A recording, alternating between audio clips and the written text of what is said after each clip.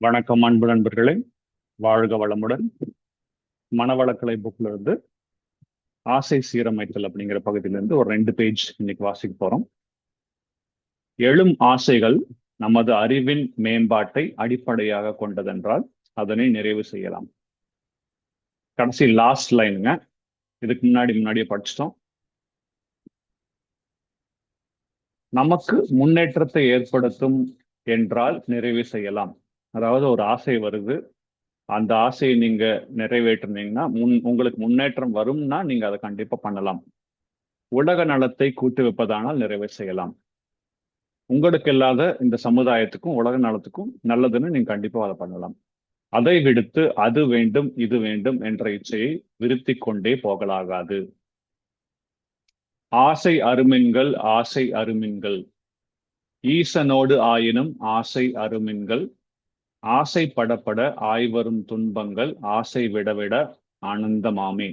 திருமந்திரம் அப்படின்னு போட்டிருக்காங்க. வேண்டுவதெல்லாம் என்ன? முறையான தேவைகள் நிறைவு பெற வேண்டும்.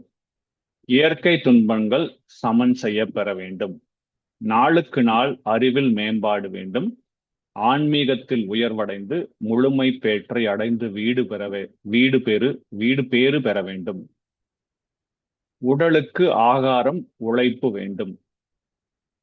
உள அமைதிக்காக உற்சாகமூட்ட கடல் நதிகள் மலை காடு இயற்கை காட்சி கண்டுகளித்திட உலகம் சுற்றும் வாய்ப்பும் நடன முதல் களிப்பூட்டும் கலைகள் வேண்டும். ஞாபகத்தை பயன்படுத்தும் தியானம் வேண்டும். விட வேண்டும் தேவையற்ற அனுபவங்கள். விளையாது பெருகாது துன்பம் வாழ்வில். மனிதருக்கு உணவு உடை வீடு வேண்டும். மற்றவர்கள் கருத்தறிய மொழியும் வேண்டும். இனியும் ஒருவர் உற்ற வயதடைந்தால் ஏற்றபடி வாழ்க்கைக்கோர் துணையும் வேண்டும். தனி மனிதன் சக்திகளை ஒழுங்கு செய்து சகல விதமாம் வாழ்க்கை வசதியெல்லாம் புனித முறையில் நிரவி நிர்வகிக்க பொதுவான கூட்டாட்சி முறையும் வேண்டும். ஆசையை அடக்கினால் அடங்காது. உணர்ந்து ஆராய்ந்து அதனை பிறந்த இடத்திலேயே ஒழுங்கச் செய்ய வேண்டும். தேவையா? வசதி இருக்கிறதா? பின் விளைவு என்ன என்று ஆராயும் போது நிறைவு செய்யக்கூடாத தீய ஆசைகள் அப்போதே அமைது பெறும். ஒரு ஆசை வரும்போது அது உங்களுக்கு தேவையா? அதுக்கேற்ப வசதி நம்மளுக்கு இருக்குதா? இதோட பின் விளைவு என்ன? 3 கொஸ்டின்ஸ் தான். இதை கேட்டீங்கன்னா அந்த தேவையற்ற ஆசை வந்ததுன்னா அப்படியே அது வந்து அடங்கி போயிடும். பிறந்த இடத்திலேயே, அதாவது மனதிலேயே தாமாகவே மாய்ந்து விடும். அப்படியின்றி ஆராய்ச்சி தெளிவு திட சங்கற்பமின்றி ஆசையை அதன் இயக்கத்திற்கு விட்டுவிட்டால் அனுபவத்தை பெறாதவரை அதற்கும் மனதிற்கும் அமைதி இல்லை.